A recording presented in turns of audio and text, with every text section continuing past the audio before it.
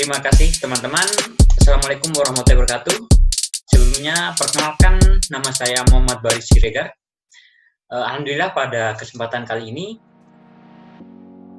saya akan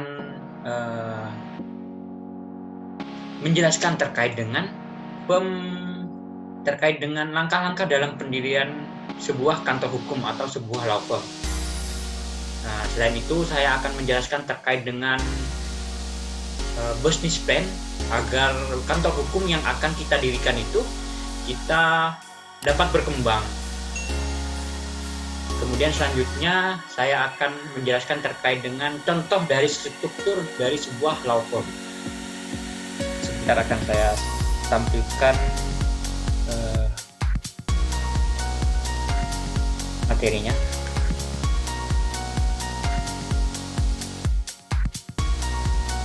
Baik, terima kasih. Jadi terkait materi ini sebenarnya saya ambil dari bahan UTS dari mata kuliah saya manajemen law firm. Nah, kan sedikit saya jelaskan di sini. Satu, langkah-langkah dalam mendirikan sebuah law firm. Jadi dalam langkah-langkah mendirikan law firm saya di sini membagi dari tiga perspektif. Perspektif apa saja? Yang pertama perspektif teoritis, yang kedua perspektif praktis, yang ketiga perspektif undang-undang. Nah,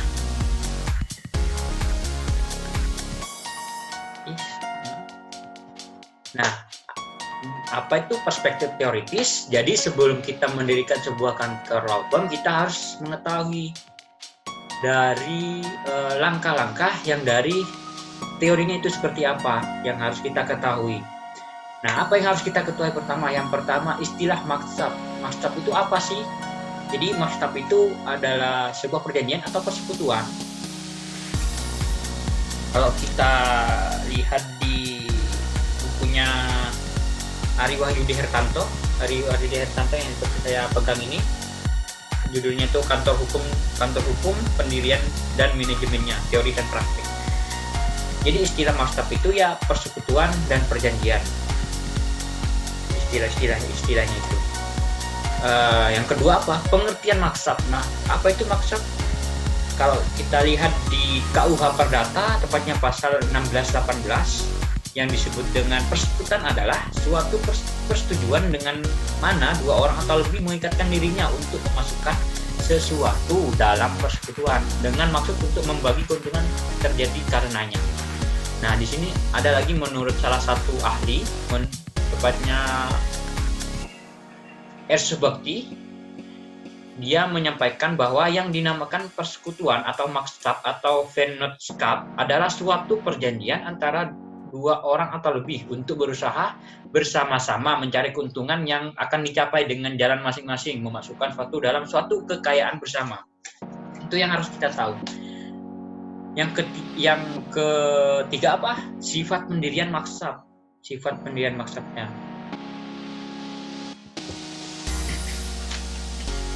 Nah, kita harus tahu maksab itu dapat didirikan seperti apa. Menurut sifatnya, pendirian maksab itu dibagi menjadi dua. Pendirian apa saja? Konsensual sama perjanjian real. Yang selanjutnya ada sifat kepribadian keanggotaan maksab, kemudian ada 5 kedudukan hukum maksab. Yang keenam ada hubungan intern para peserta, intinya itu para karyawan, jadi harus menjaga hubungannya. Yang ketujuh itu hubungan ekstern peserta dengan pihak ketiga. Kemudian kita harus tahu juga berakhirnya maksab itu apa, bagaimana nanti berakhirnya maksab. Juga dijelaskan sebenarnya di dalam buku ini, teman-teman nanti bisa dilihat atau mungkin buku yang lain, karena saya punyanya hanya buku Ari Wahyudi Hertanto.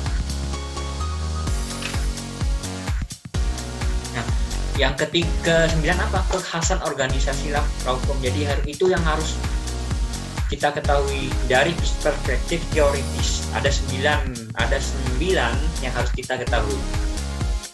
Yang selanjutnya dari perspektif praktis.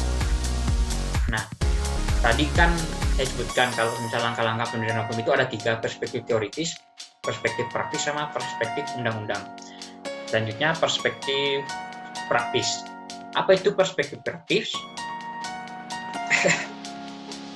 Dalam pembagiannya, dalam perspektif praktis ini dibagi menjadi tiga bagian.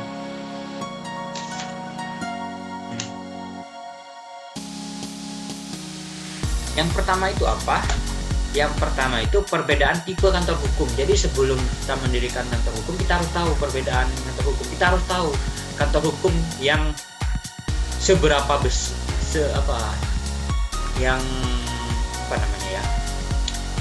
kantor hukum tipenya seperti apa, seberapa besarkah kantor hukum yang akan kita buat. Itu ada pilihannya. Yang pertama, praktisi tunggal. Yang kedua, kantor hukum butik. Yang ketiga, kantor kecil. Yang keempat, kantor menengah ini seperti yang telah saya tunjuk nih, kantor menengah. Yang kelima, ada kantor besar. Sebenarnya kalau perbedaannya itu lebih pada jumlah yang nanti jumlah advokat di dalamnya, dan juga cakupan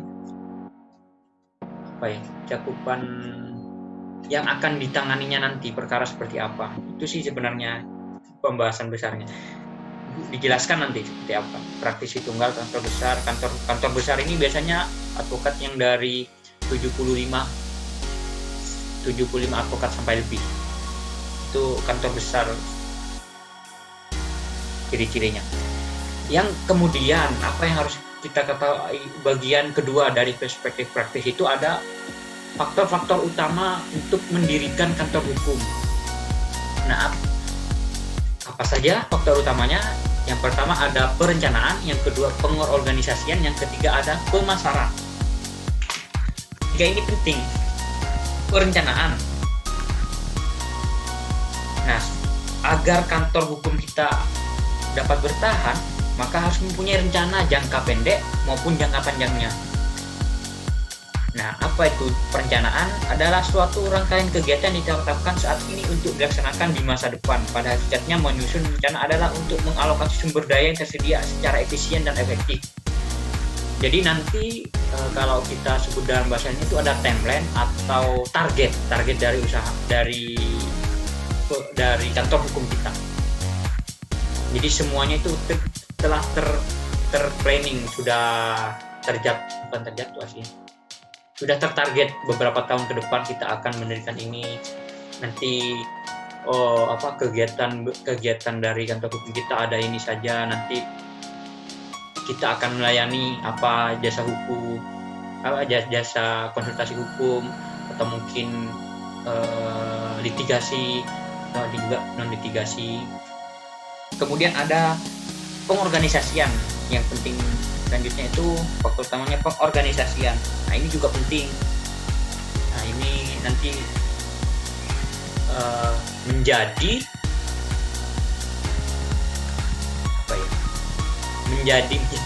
menjadi sesuatu untuk mengembangkan kantor hukum tersebut. Kemudian selanjutnya ada pemasaran. Nah, yang pemasaran ini kita sebagai sebuah kantor hukum, terutama yang baru berdiri, pemasaran atau perkenalan dan memperkenalkan kantor hukum kita itu penting. Nah, lewat jalur apa saja? Bisa lewat jalur sosialisasi ke suatu desa untuk memperkenalkan kantor hukum kita. Sosialisasi utamanya terkait hukum atau perlu tentang bukan perkara. Hukum yang sering terjadi yang paling sering terjadi, walaupun itu sederhana. Kemudian ada tadi sosialisasi penyuluhan hukum. Nah, ini juga penting untuk memperkenalkan kantor hukum kita. Kemudian ada di media sosial. Nah, kalau kita media sosial, kalau saya anggapnya itu serangan udara, karena di zaman modern sekarang ini kan semuanya pakai gadget, dan semuanya itu mungkin pasti punya Instagram, dan juga kalau kita searching di Google itu misalnya contoh mencari tentang pembahasan tentang apa gitu, tentang pembahasan undang-undang, bukan undang-undang, cara menangani perkara pidana dalam hal gini ini. So, nanti kalau misal kita terus di website itu kan muncul website kita, kalau misal ada di website. Jadi di IG itu penting, di website itu penting.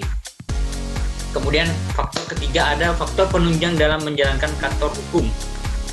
Apa ya yang faktor penunjang dalam menjalankan kantor hukum? Yang pertama, harus mempunyai rasa tanggung jawab terhadap jam kerja.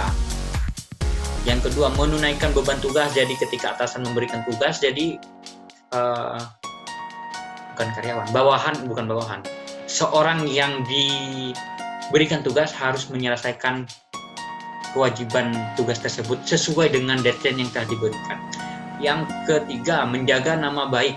Dalam hal ini menjaga nama baik kantor dan juga individu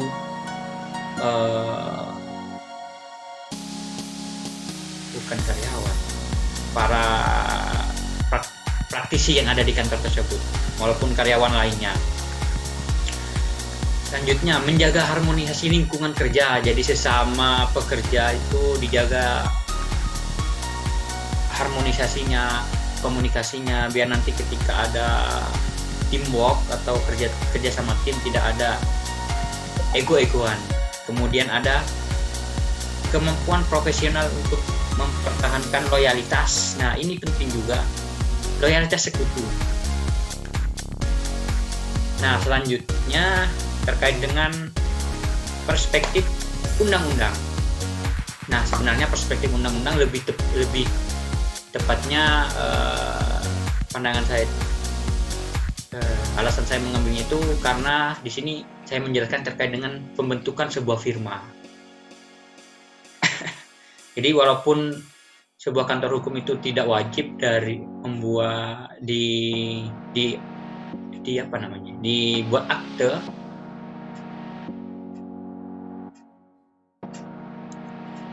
pendirian. Nah, di pembuatan firma itu ada apa saja? Yang pertama, dalam pembuatan firma kantor hukum, law firm kantor hukum, itu pertama membuat akte pendirian. Itu telah diatur di pasal 26 KUHD. Dalam membuat akte pendirian yang dibutuhkan itu nama kecil, pekerjaan, dan tempat tinggal para persero firma. Yang kedua, pernyataan firma apakah perseroan umum atau hanya terbatas pada suatu mata perusahaan yang khusus. Yang ketiga, penunjukan para persero yang tidak diperkenankan bertanda tangan atas nama firma. Yang keempat, kapan saat mulai berlakunya perseroan dan saat berakhirnya perseroan tersebut. Itu harus diatur di dalam akte pendirian tersebut. Kemudian yang kelima, menentukan hak-hak pihak ketiga terhadap para persero. Nah, selain membuat akte pendirian, selanjutnya juga pendaftaran akte pendirian firma di Kementerian Hukum dan HAM. Nah, hal ini diatur oleh Permenkumham nomor 17 tahun 2018 tentang pendaftaran persekutuan komanditer persekutuan firma. Selanjutnya, setelah firma berdiri juga membuat NPWP. Apa itu NPWP? Nomor pokok wajib pajak.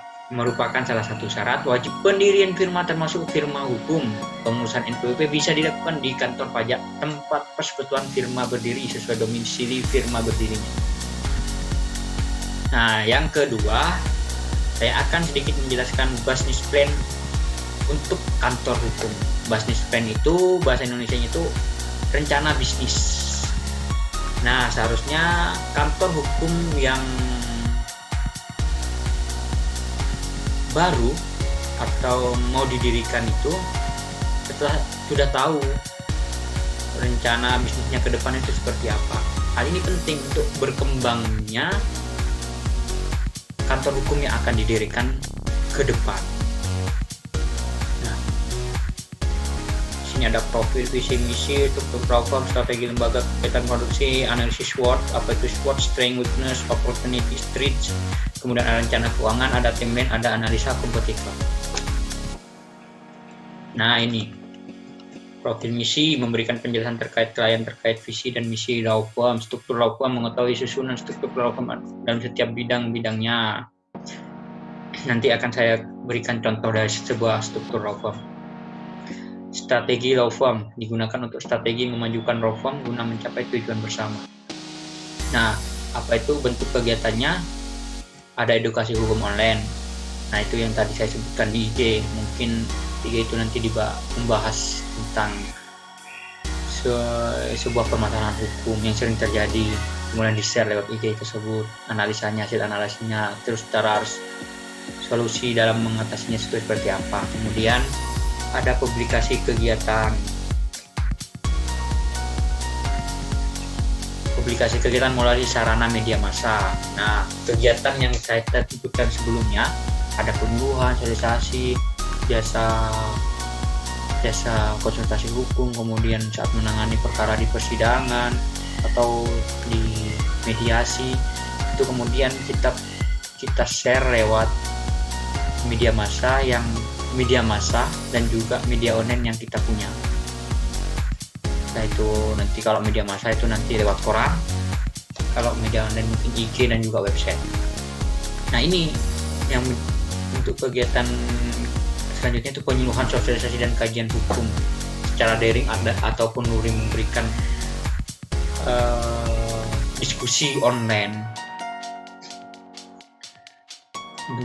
Kemudian bisnis plan selanjutnya ada kegiatan produksi. Kegiatan yang dimaksud ialah untuk produksi hukum selama menjalankan law firm tersebut selama ke depan. Itu apa? Bentuk kegiatannya itu litigasi, non litigasi dan konsultasi hukum. Apa itu litigasi? Litigasi adalah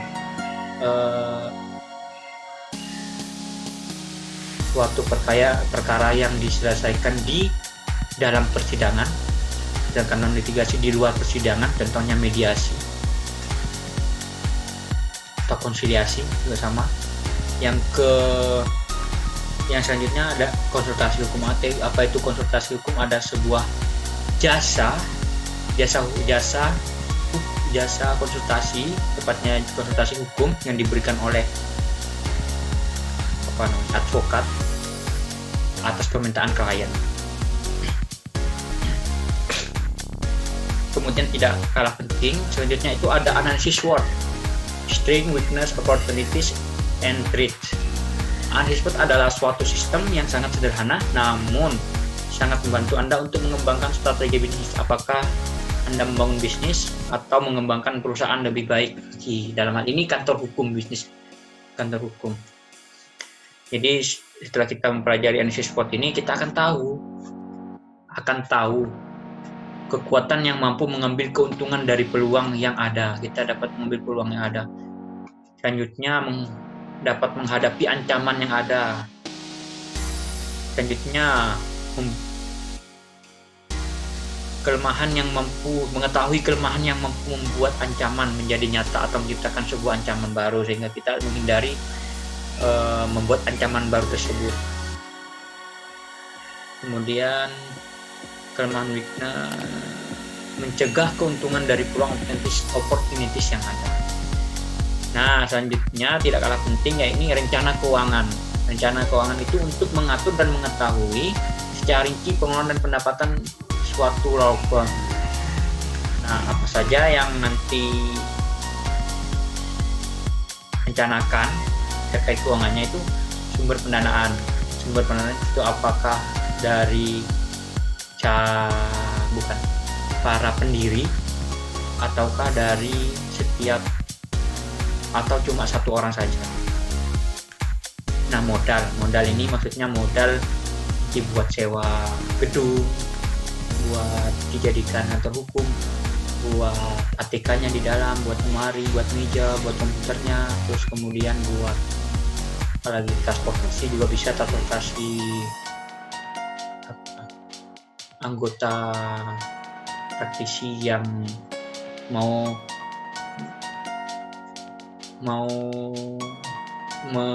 menyelesaikan perkaranya. Kemudian ada arus kas. Nah, arus kas ini jadi tahu arus kas masuk dan keluar, pendapatan dan pengeluarannya, dan juga nanti untuk mengatur besaran gaji di dalamnya, mengatur keuangan. Nah, selanjutnya pertanggungjawaban dari rencana keuangan dari bendahara tepatnya sih. Nah, ini yang saya sebut tadi, timeline atau saya sebutnya target.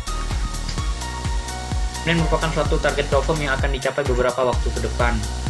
Nah, tentunya itu melengkapi kebutuhan struktur bidang law firm. Contoh dari ini, semisal saat kantor hukum baru didirikan, saat itu belum ada keamanan. Nah, setelah setahun, jadi ada pengembangan itu, kita sudah dapat mengerjakan seseorang untuk jadi keamanan di sana, untuk menjadi satpam. Atau mungkin menambahkan kamera di setiap sisi sudut kantornya. Atau mungkin sebelumnya belum ada seseorang yang pintar IT untuk membuat sistem data ataupun media online, kita pekerjakan seseorang yang pintar di bidang IT tersebut. Nah, yang timeline kedua contohnya mempunyai mobil kantor. Nah, ini bisa dijadiin juga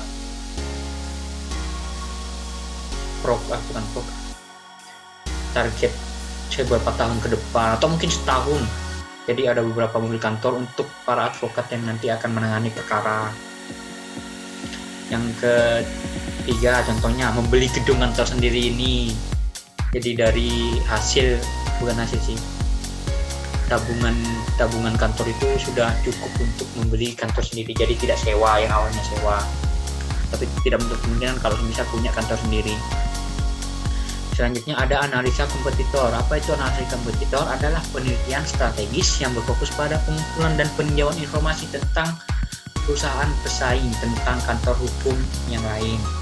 Contohnya itu lembaga bantuan hukum LBH, contohnya law firm, contohnya advokat perorangan. Jadi kita lihat lembaga bantuan hukum, contoh di Kota Malang itu ada berapa? Ada 167. Oh, kita itu masih ada peluang buat maju. Kalau misal masih bukan 160, ada 7 LBH, contoh semisal. Oh, kita berarti yang ke-8 mungkin kita bisa mendapat peluang untuk mendirikan sebuah kantor hukum baru. Atau mungkin dari LBH-nya itu selanjutnya law firm. Nah, law firm yang ada di Malang ada berapa? Ada 9. Ada 9. Oh, dari 9 ini mereka fokusnya pada bidang ini, fokusnya pada ini, khusus di bidang perdata, khusus di bidang haki, khusus di bidang pidana, atau mungkin kedua-duanya, perdata, pidana, PTUN. Dan kita fokusnya ke bidang ini aja, PTUN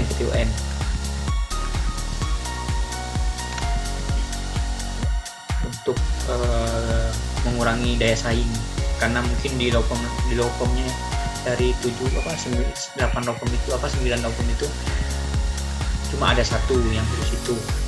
Kemudian advokat perorangan atau partner, kita harus tahu juga ada berapa advokat di sana.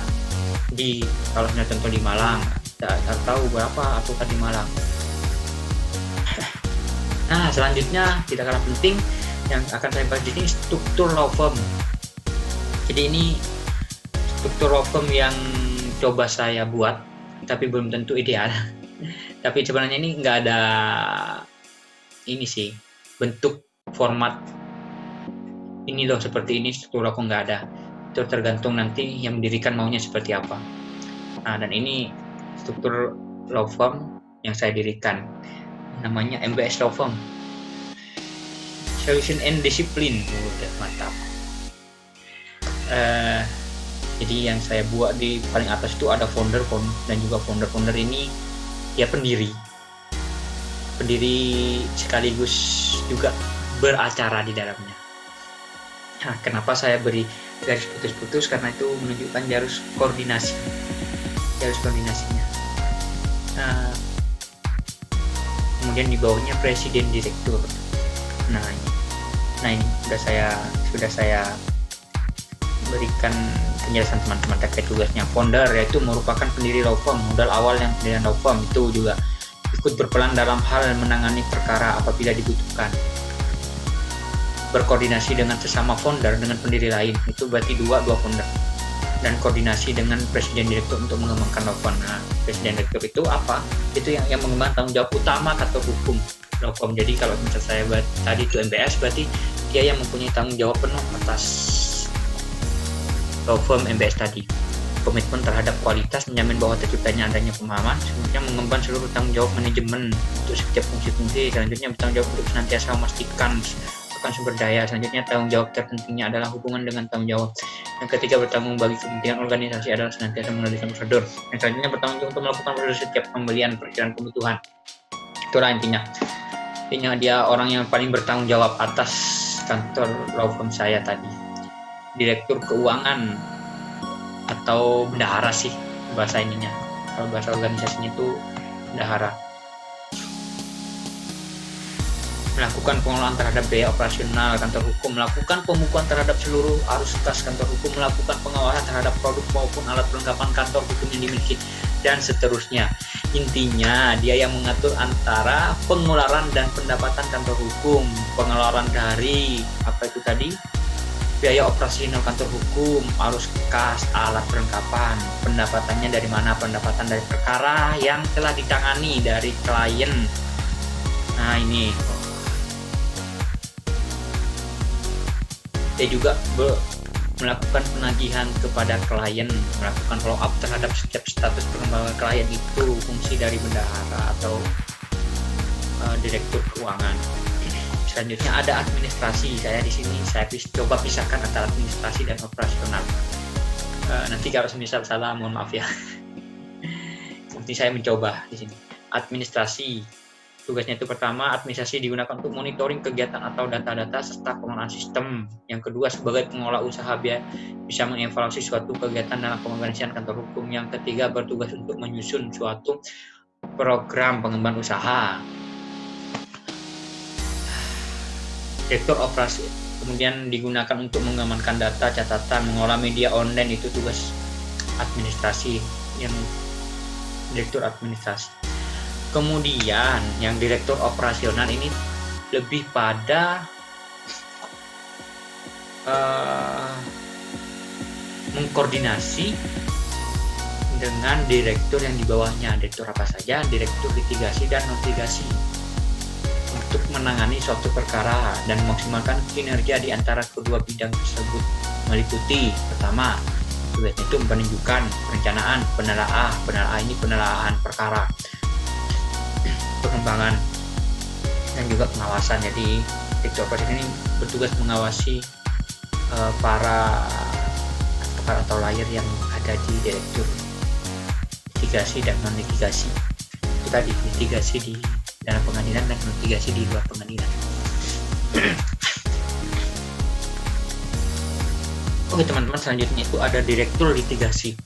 Apa itu direktur litigasi? Bertugas dan memiliki wewenang untuk mengatur pada penanganan perkara litigasi atau di dalam pengadilan, serta memberikan pengawasan terhadap advokat yang bertugas.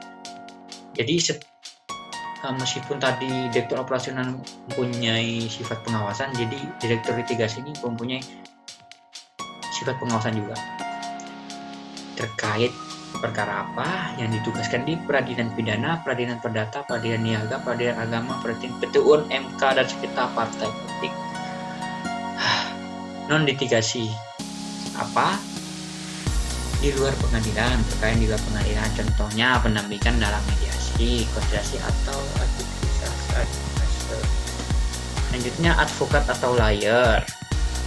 Nah ini advokat atau lawyer bertugas untuk mengikuti arahan dari direktur litigasi atau non litigasi sesuai dengan jalurnya tadi bidangnya terkait perkara yang ditangani. Kemudian turut menjaga nama baik kantor dalam bertugas, memberikan orientasi hukum yang mencakup, dan seterusnya. Melakukan koordinasi dengan sesama penegak hukum, relawan, pendamping, dan pengajar. Selanjutnya saya menambahkan di sini paralegal karena untuk teman-teman yang S1 hukum itu butuh pengalaman praktek, pengalaman di lapangan. Jadi saya membuka di sini paralegal magang. Jadi teman-teman yang sudah semester, yang sudah menempuh mata kuliah acara, contoh acara pidana, perdata atau PT-UN, jadi bisa menjadi paralegal di kantor MBS saya. Walaupun nggak semuanya harus dia telah menempuh acara, tapi saya memberikan kebijakan di sini dan berkenan untuk teman-teman yang telah menempuh acara. Nah, fungsinya apa? Dalam fungsi paralegal membantu para advokat untuk menangani perkara, namun dalam hal untuk pekerjaan administratif dan pengarsifan dokumen,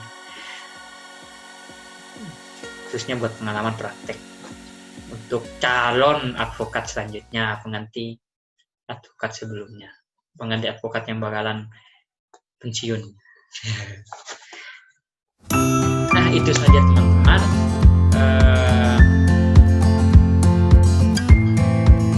Bukan pengetahuan sih, itu saja